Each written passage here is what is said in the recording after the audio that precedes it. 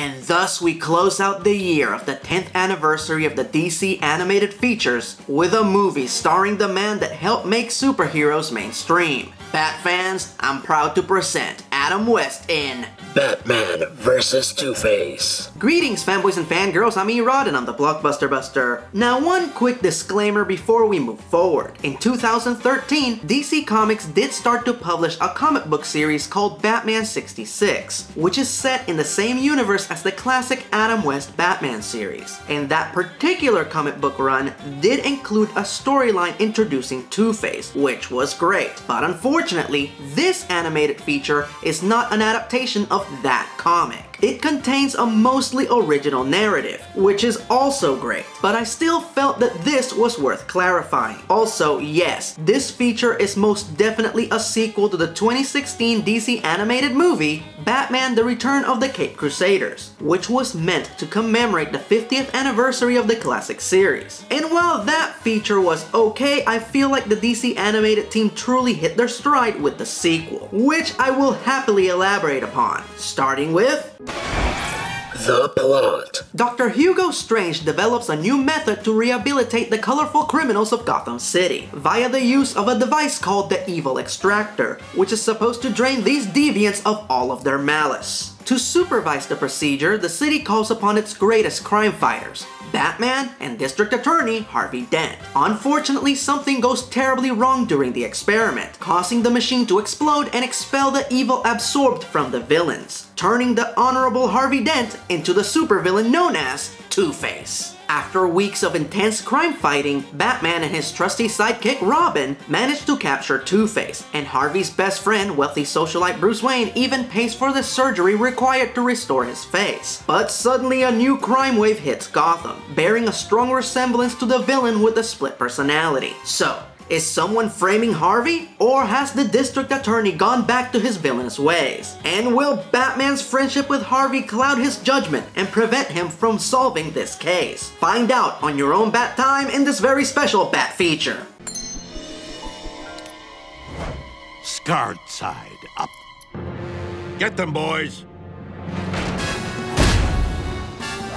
Now, while in this feature the DC animated team recycled a few story concepts that they've used before, such as Harvey Dent being framed by Two-Face and the villains holding an auction for Batman's secret identity, they did find new and interesting ways to not only adapt these classic plot lines, but also integrate them into the campy 1966 Batman style. And on top of all that, the mystery was legitimately enthralling, as well as the rift driven into Batman and Robin's relationship. Holy blind spot, Batman! How can you not see dents up to his neck in this? Sirs.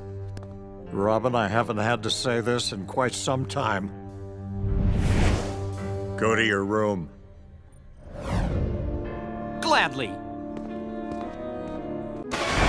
Cast and characters. First of all, I love how they included so many villains from the classic series, as well as introducing some modern ones to the 1966 universe, such as Dr. Hugo Strange and Harley Quinn. My favorite of the classic villains that made a cameo was the Bookworm, who was originally played in the classic series by the late great Roddy McDowall, who is the only actor in history to have played a villain in both the 1966 Batman as well as Batman the Animated Series, where he played the Mad Hatter. I also thought that it was brilliant how in the story they used King Tut to explain Harvey's split personality. Professor, you stated for the court that you have no memory of your actions when King Tut takes over.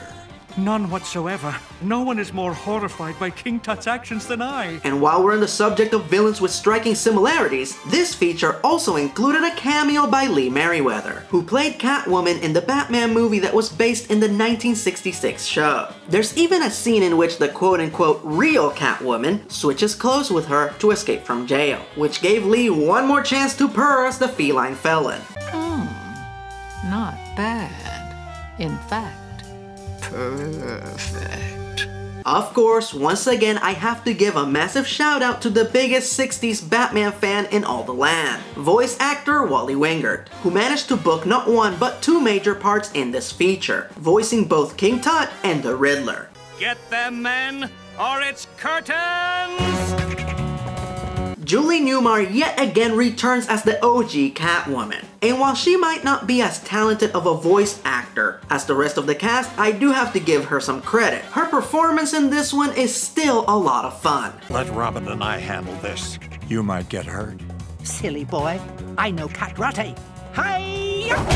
As I stated before in my Return of the Caped Crusaders Honest review, Burt Ward was the absolute best of the returning classic cast. He was every bit the boy wonder he was 50 years ago, and the quality and consistency in his performance most definitely continued in this feature. I especially loved when Two-Face infects him with the evil extractor, as the belligerent version of Robin was pretty damn hilarious. I think I have an antidote. I've got your antidote right here, Batman. Ha! Get it? Robin gave Batman the bird. Now that's comedy. Now, I don't know about you, but the biggest incentive for me to see this feature was that for the first time ever, we were going to get to see the two biggest fanboy icons of the 60s, Adam West and William Shatner, play opposite to one another. As Shatner took on the coveted role of Harvey Dent / Two-Face. Now, if you've ever heard anyone call William Shatner a bad actor or a ham, gently put your hand over their mouth and tell them to be quiet, or Papa spank. Yeah, Batman used to be a lot different. And after you're done apologizing for the spanking, let those non-believers know that William Shatner is excellent in this, playing both the dashing and tragic Harvey Dent and the villainous and violent Two-Face, nailing both the dramatic side of the character as well as the tongue-in-cheek humor that the classic series was known for. In my personal opinion, this is one of William Shatner's absolute best performances. And I love how they made Harvey Dent look suspiciously similar to Captain Kirk from Star Trek the Animated Series. Now that is awesome. Now, I just so happen to know for a fact that William Shatner and Adam West did not actually record their lines together. But I have to admit, seeing their animated counterparts interacting in this feature was still pretty damn thrilling for an old fanboy like myself. We make a pretty good team, if I do say so myself. Like Batman and Robin. And of course, you can't talk about the cast in this feature without mentioning the Bright Knight himself, Adam West. Now, don't ask me why, but Adam was way better in this feature than he was in the last one, The Return of the Caped Crusaders. Maybe it had something to do with the fact that he had to shift back and forth between comedy and drama, and the challenge brought out the best in him, but for whatever the case might be, he was fantastic in this, which of course, sadly was his final performance before his passing in 2017. And I can say beyond the shadow of a doubt that he saved one of his absolute best performances for last, playing the character that we all loved him for, Batman. Citizen, duck! Ye gads! The Caped Crumbums! Surrender, you poor deluded fool, and throw yourself on the mercy of the court. Favorite scene. Now this feature has lots and lots of great scenes. So before I talk about my favorite one, I have to mention the final battle between the dynamic duo and Two-Face. It was packed with action, adventure, and genuine emotion. Definitely a finale worthy of these two pop culture icons. But my favorite scene has to be the fight between Batman and the evil Robin. Not only do we get to hear Burt Ward vent his frustration toward his crime-fighting counterpart, coupled with an excellent fight sequence, but the creators also managed to sneak in one of the greatest Bat memes of all time.